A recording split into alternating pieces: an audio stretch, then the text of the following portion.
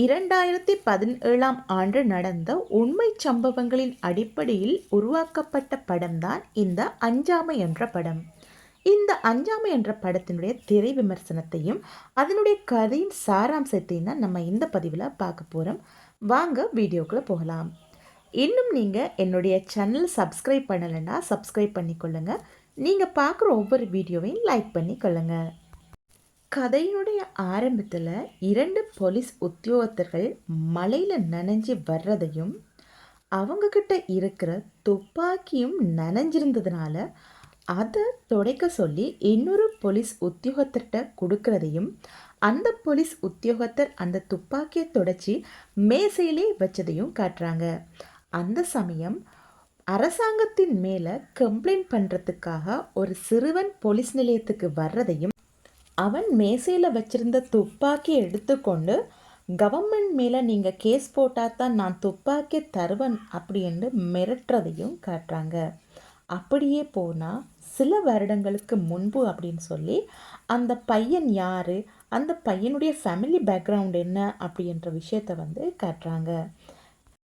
அந்த பையனோட அம்மா அப்பா 2 பேருமே சொந்தமாக சிறு துண்டு காணியை வச்சுருந்து அந்த காணியில் பூ விவசாயம் பண்ணுற குடும்பத்தை சேர்ந்தவங்க. அந்த அப்பாவுக்கு நாடகத்துறையில் நாட்டம் அதிகமாக இருக்கிறதுனால தனக்கு கிடைக்கிற ஓய்வு நேரங்களில் அவர் நாடகத்துறையில் செலவழிக்கிறாரு. இப்படி இருக்கிற பட்சத்தில் தான் அவருக்கு முதலாக ஆண் குழந்தை பிறக்குது. அந்த பையனோட பேர் தான் அருந்தவம் அப்படின்ற பையன். முதலாக பையன் கிடைச்சதும் அளவில்லாத சந்தோஷம் பெற்றோருக்கு. சந்தோஷமாக குடும்பம் நகருது. அப்படியே காலப்போக்கில் அவங்களுக்கு இன்னொரு பெண் குழந்தையும் பிறக்குது. சந்தோஷமாக 4 பேரும் அவங்க இருக்கிறாங்க. ஒவ்வொரு குழந்தைக்கும் தன்னுடைய தகப்பன் தான் முதல் ஹீரோவாக இருப்பாங்க. அதே போல தான் இந்த குழந்தைக்கும் தன்னுடைய அப்பா தான் ஃபர்ஸ்ட் ஹீரோ. அவரை ரோல் மாடலாக வச்சே அந்த பையன் வளர்றான். அதனால் அவனுக்கு படிப்பை விட நாடகத்துறையில் தான் அதிகமான நாட்டம் இருக்குது. ஆனால் அம்மாவுக்கு அந்த பையனை எப்படியாவது படிப்பிக்கணும் என்ற ஆதங்கம். இதனால் தகப்பனுக்கும் தாய்க்கும் இடையில் நிறைய பிரச்சனைகள் வருது. இதன் காரணத்தினாலேயே தந்தை என்ன செய்கிறாரு, அவருடைய நாடகத்துறையிலிருந்து இவர் முற்றா விலகிடுறாரு. அப்பா தனக்கு பிடிச்ச விஷயங்களை தன் படிப்புக்காக எல்லாத்தையும் விட்டுட்டார் அப்படின்றத தெரிஞ்ச மகன் அண்டையிலேருந்து அப்பாட்ட நான் நல்லாவே படிப்பேனப்பா, உங்களுக்கு நல்லா பெருமை சேர்ப்பன் அப்படின்னு சொல்லி படிக்க ஆரம்பிக்கிறான். எல்லா விஷயங்கள்லையும் நல்லா படிக்கிறான். கிளாஸ் ஃபஸ்ட்டும் அந்த பையனே வரான். இப்படியே ஆண்டுகளும் பல கடந்து போகுது. பையனும் வளர்ந்து 10ஆம் ஆண்டு படிக்கிறதுக்கும் வந்துட்டான். 10ஆம் ஆண்டும் நல்லாவே படிக்கிறான். நல்லாவே படித்து அதே மாதிரி 10ஆம் ஆண்டில் ஸ்டேட் ஃபஸ்ட்டும் வாங்குகிறான். இங்கே தான் அமைதியாக அன்பாக போயிட்டுருந்த குடும்பத்தில் குழப்பமே வர ஆரம்பிக்குது. பையன் நல்லா படித்து ஸ்டேட் ஃபஸ்ட் வந்ததுனால இவங்களோட குடும்பத்தை தேடி தனியார் கல்வி நிறுவனம் ஒன்று வருது. அந்த நிறுவனத்தில் தலைமையானவர் இந்த பையனை எப்படியாவது தங்களுடைய கல்வி நிறுவனத்துக்குள்ளே எடுத்துக்கொள்ளணும் அப்படின்றதுக்காக இந்த பையனுடைய குடும்பத்தார்கிட்ட வலுக்கட்டாயமாக பேசுகிறாங்க. நீங்கள் கட்டாயம் எங்களுடைய நிறுவனத்தில் படிக்கணும், எல்லாமே நாங்கள் ஃப்ரீயாக உங்களுக்கு தரோம் அப்படின்னு சொல்லி சொல்கிறாங்க. அது மட்டும் இல்லை, இங்கிலீஷ் மீடியத்தில் நாங்கள் படிக்க வைக்கிறோம் அப்படின்றதும் சொல்கிறாங்க. ஆனால் பையன் இதுக்கு உடன்படுறான் இல்லை. காரணம், அவன் ஆல்ரெடி 10ஆம் ஆண்டு வரைக்கும் தமிழ் மீடியத்திலே படித்ததுனாலையும் இதுக்கப்புறம் அவனுக்கு இங்கிலீஷ் மீடியத்துக்கு போனால் தான் கஷ்டப்படுவன்றதுனாலையும் அவன் தமிழ் மீடியத்திலே கண்டினியூ பண்ண விரும்புகிறான். இதனால் ஆத்திரமடைஞ்ச அந்த கல்வி நிறுவனம் அந்த பையனோட தகப்பன் மீது பொய்யான புகார் கொடுத்து போலீஸ் ஸ்டேஷனில் வைக்கிறதுக்காக முயற்சி பண்ணுறாங்க. ஆனால் இங்கே போலீஸ் எப்போவுமே கெட்டவங்க பக்கம்தான் இருக்கும் அப்படின்றத தகர்த்துற மாதிரி இந்த படத்தில் நல்லவங்களுக்கு நல்லதே நடக்கும்ன்ற மாதிரி காட்டியிருக்காங்க.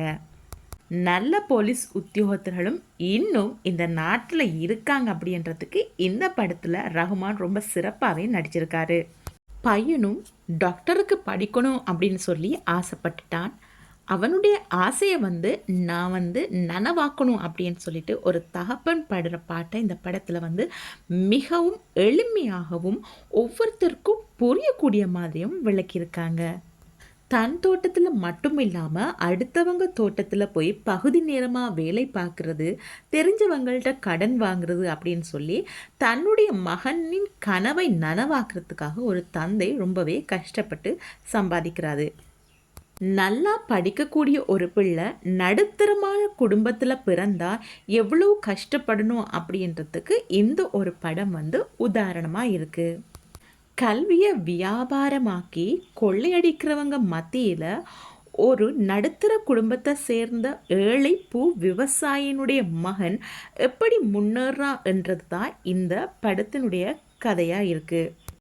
நிலம் விற்று மாடு விற்று பையனோட கனவை நனவாக்குறதுக்காக ஒரு தாயும் தகப்பனும் ரொம்பவே கஷ்டப்படுறாங்க. ஒரு மாதிரியாக பையனை கோச்சிங் சென்டர்லேயும் சேர்த்து விட்டாச்சு. பையனும் நல்லாவே படிச்சுட்டு இருக்கான். எந்த ஒரு கெட்ட பழக்கமும் இல்லாமல் நல்லாவே படிச்சுக்கிட்டு இருக்கான் பையனும். இதே நேரம் கடைசியாக பையனுக்கு மெடிக்கல் எக்ஸாம், என்ட்ரன்ஸ் எக்ஸாம் எழுதுறதுக்காக அவனுடைய சென்டர் ஜெய்ப்பூரில் அமையுது.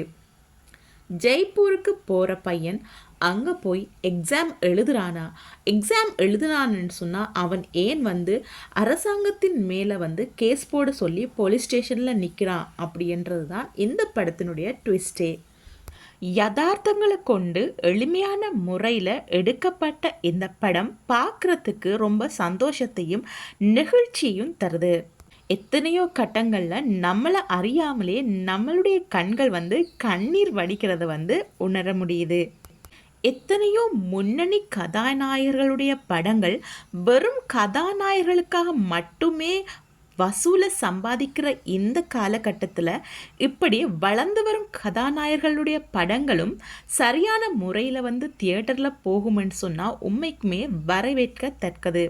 இந்த படத்தினுள்ளே நடித்திருக்கிற கதாநாயகர்களான விதார்த், ரகுமான் இவங்க 2 பேருமே தங்களுடைய போர்ஷனை சிறப்பான முறையில் செஞ்சு கொடுத்துருக்காங்க. வாணி போஜனுடைய நடிப்பும் பாராட்டத்தக்க ஒரு விஷயமா இருக்குது. யதார்த்தமான முறையில் அனைத்து ஆர்டிஸ்ட்டும் இதில் நடிச்சிருக்கிறது ரொம்பவே பாராட்டத்தக்க ஒரு விஷயம்.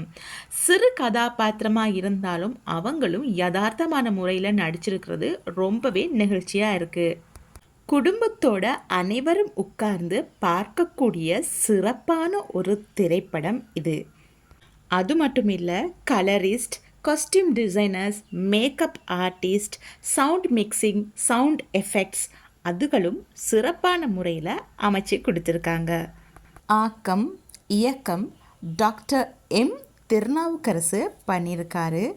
அதே மாதிரி கதை, திரைக்கதை, இயக்கம், வசனம் எல்லாமே எஸ்பி சுப்புராமன் பண்ணியிருக்காரு. ரீசண்டாக வெளியான படங்களுக்கு மத்தியில் 100க்கு 100 மதிப்பெண்களை பெற்று இந்த அஞ்சாமை என்ற திரைப்படம் முதலிடத்தில் இருக்குது.